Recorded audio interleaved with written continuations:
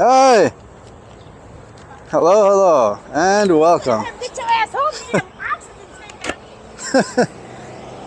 Hello, and welcome.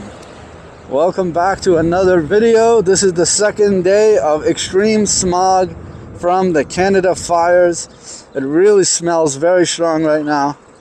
And I think people are starting to worry a little bit. Like I said, it's the second day. It is Wednesday, June 7th. The skyline is orange. And the smell is very strong. It's very clear right now. No one knows what to make of it. I mean, we're just going to do the best we can, of course, but what ways are there to filter the air, the oxygen that you're breathing, and to take care of yourself? Stay indoors.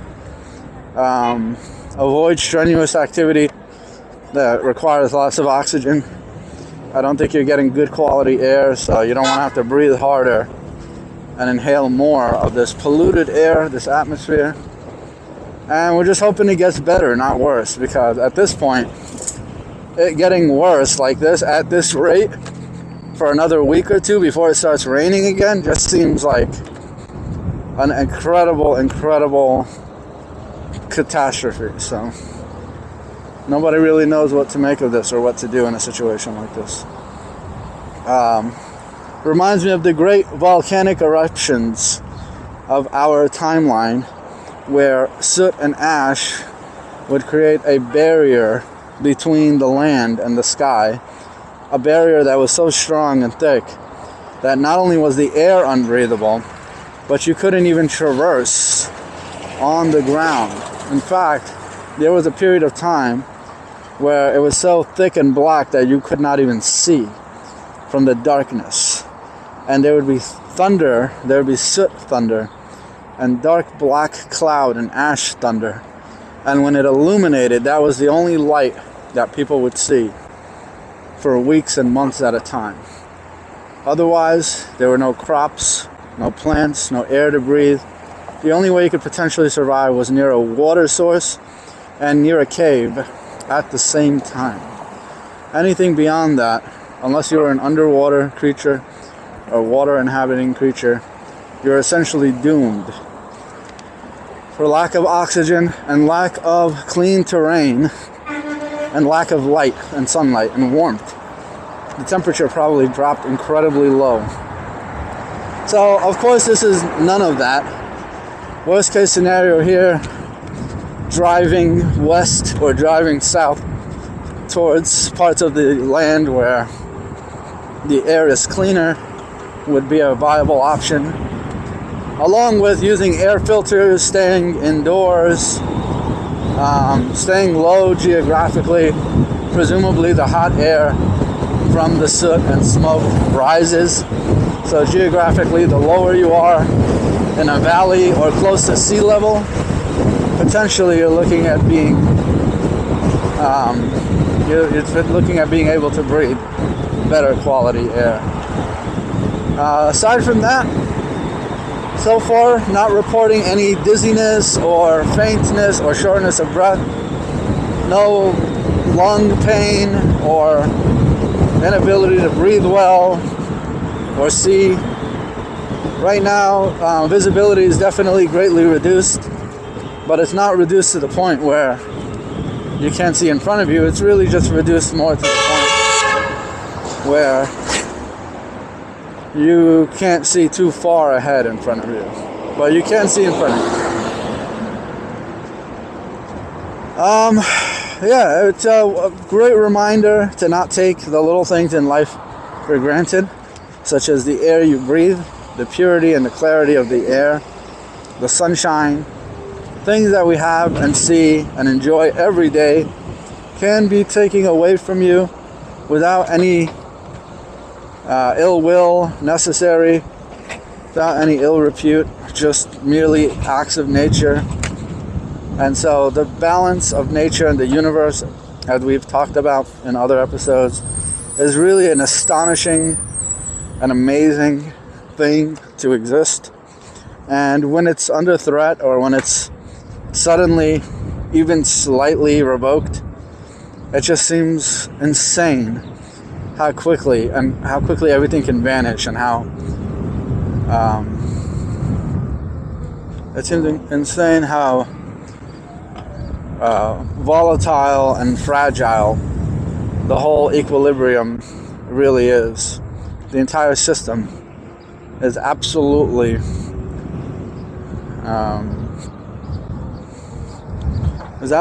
vulnerable. I mean, it can just collapse at any minute, starting with the very basic elements, such as oxygen. It wouldn't take some complex conflict to ultimately create widespread.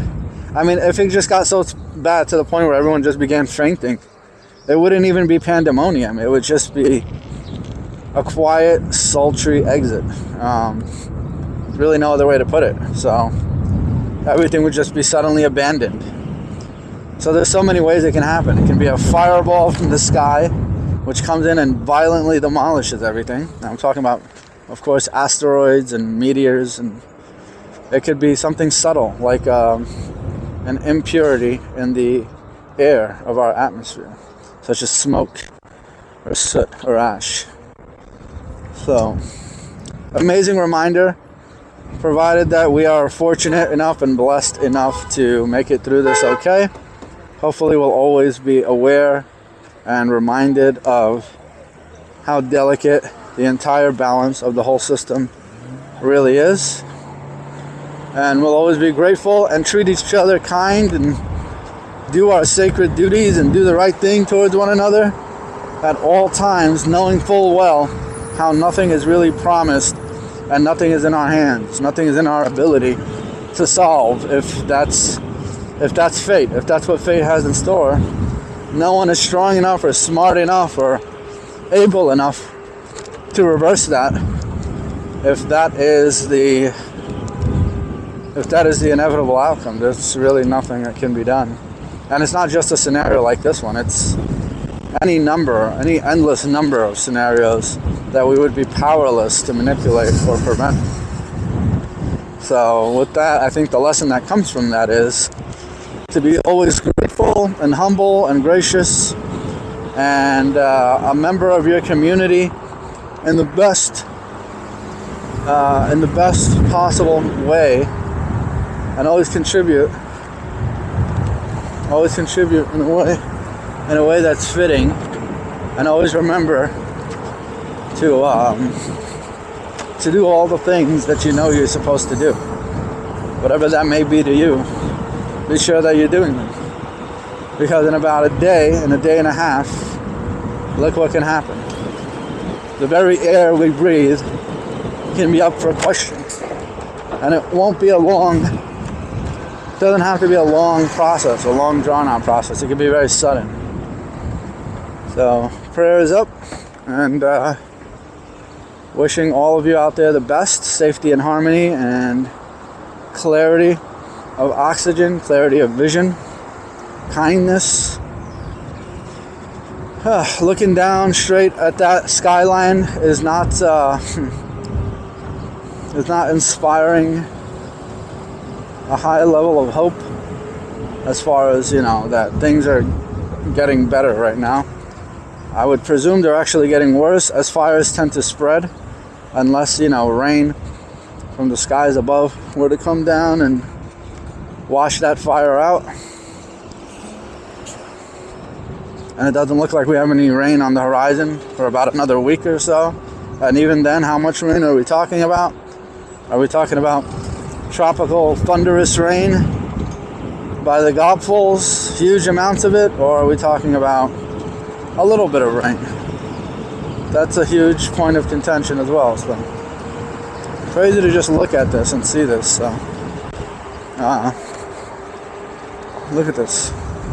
And what you can't see is the smell. What you can't experience from watching this is the smell. So if you can't smell it, let me describe it for you. If you've ever sat near a fire pit in a backyard on a cold day, that's what it smells like. It smells like the burning wood of a fire pit. It smells like, it smells like when a neighbor's house catches on fire and you can smell it and you realize that there's a disaster nearby. That's what it smells like. And it seems to be getting thicker and denser and smellier and worse as the minutes go by. Anyway, folks, wishing you the best. Thanks for tuning in. Thanks for joining me on this journey. Hopefully I'll see you under better conditions on the next one. Have a great day. Goodbye.